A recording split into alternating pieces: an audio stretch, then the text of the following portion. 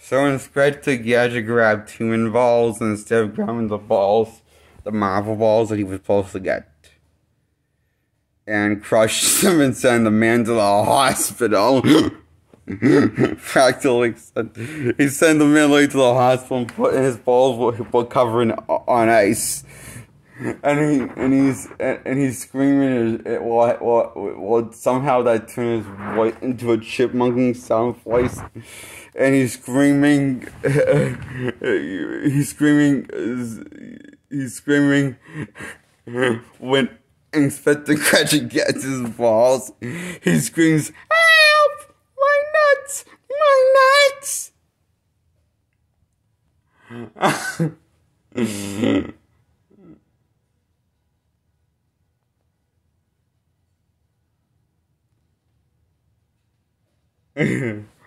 he's screaming that kind of my nuts voice. But it comes to a chipmunking sounding voice is so funny, I thought.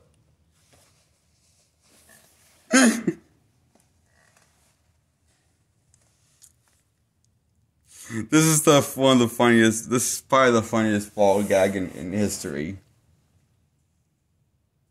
For me.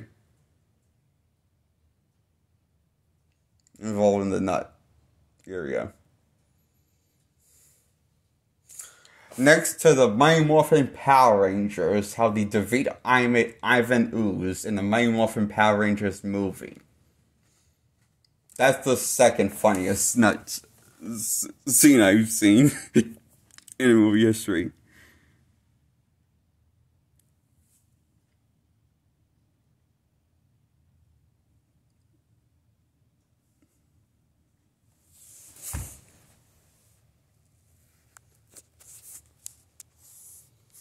I think one of them, another one that it has to be, next to this one, and this Inspector Gadget movie. I like this kids film. This is as good as The Lion King, at least. But I think it's better than The Lion King, I think. But simply because that scene, one thing alone got chuckle, hilarious, that made me crack my that one scene alone made me crack, made me howl.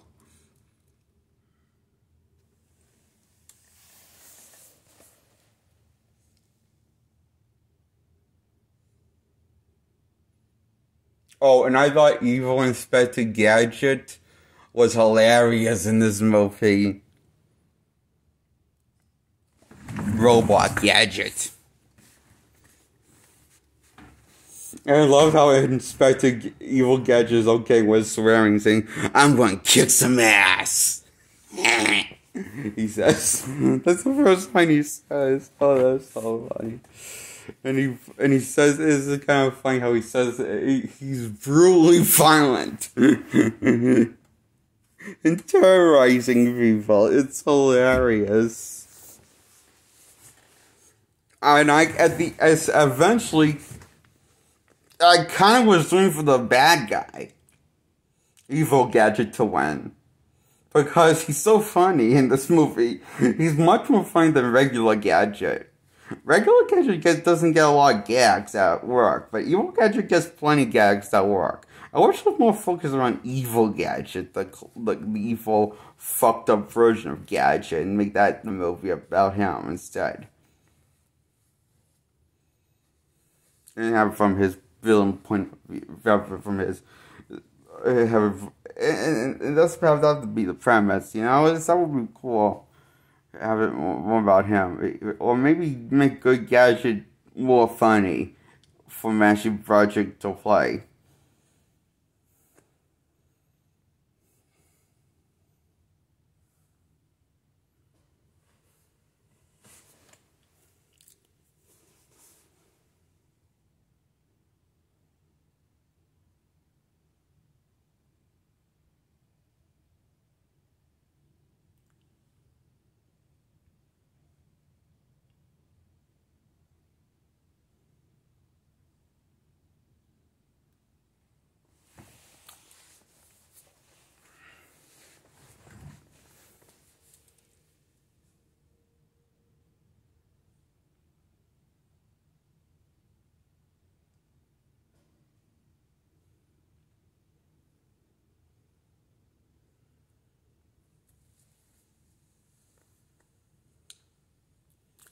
I give Inspector Gadget 1 a 5 out of 10. And now I'm going to review Inspector Gadget 2. I give this an 8 out of 10. It's a better movie, but it's still lacking. This has its problems specifically. You can tell specifically,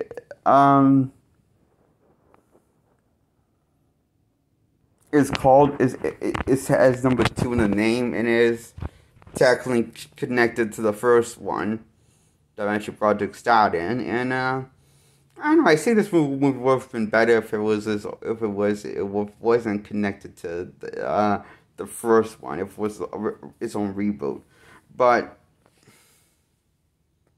you know, I'm not gonna give it this 8 out of 10. I changed my mind. I'm giving this a 10 out of 10 because of that. I want to give it a 10 out of 10 because I guess I want to treat it like something, okay? Because there's very little nods to the first one. It's not a whole lot of nods to the first one outside the title. And it feels more like a adaptation of a show and a complete reboot and less of a sequel to Mansion Project 1.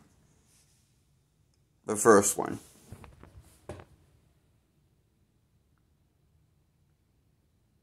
That's why I like it a lot.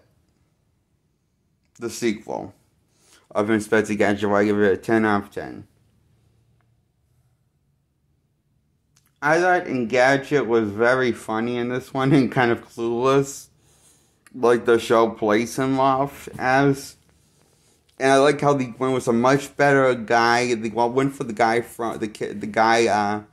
I forget what the actor's name is that plays Inspector Gadget too. But he's good in this. Much better fit for the role than Mansion Project was brought to the table.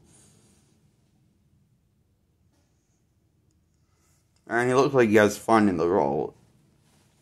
And in fact, everyone looks like they have fun in the role that you see their faces. And I like how you don't see Claw's face at all ever in this movie. You see him from you don't ever see his face in this movie, so that's cool. That's kind of like the reminds me of the show, you know, how you didn't saw his face at all, but you always saw him from behind or from a certain angle, but you just saw his face.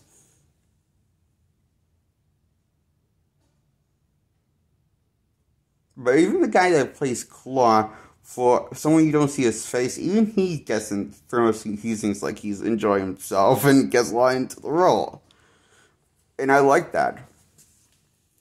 And the girl that plays Penny, she's a really good Penny. I like now I always like the one in the first movie that played Penny, but I feel like she didn't really got anything to do at all. I felt bad for her. To be honest, the actress that played, but she was a fine fit for the role as Penny, I thought. But she didn't get anything to do a whole lot for the first movie. But the one in the second movie is given a proper amount to do to make this performance really stand out.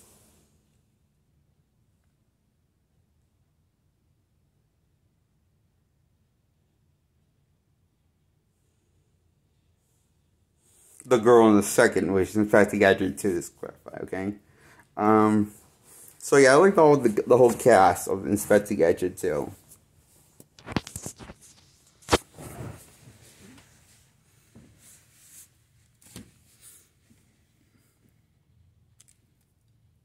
Although I still wish the car could transform into a different car.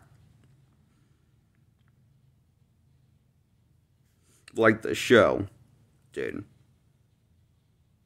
For the Inspector Gadget mobile.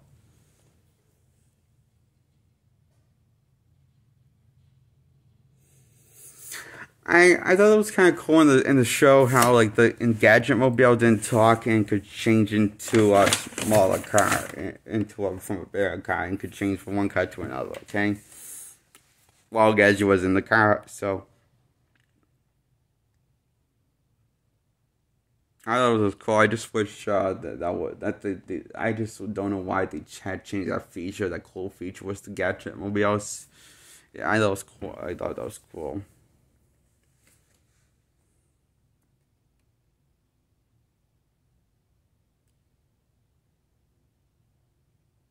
So I didn't like how either movie didn't have the Gadget proper representation of the Gadget movie. Okay, that's only one problem with both movies. Okay, well then I give the second one a 10 out of 10.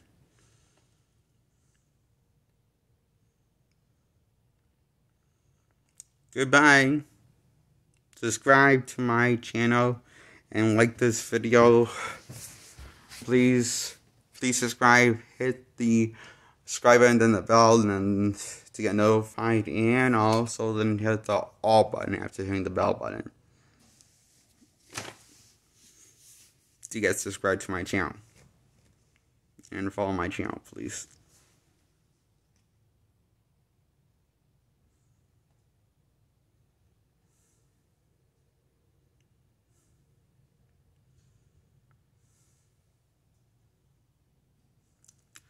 I think that's enough said. Goodbye and good morning. Happy New Year, guys. It's 2024.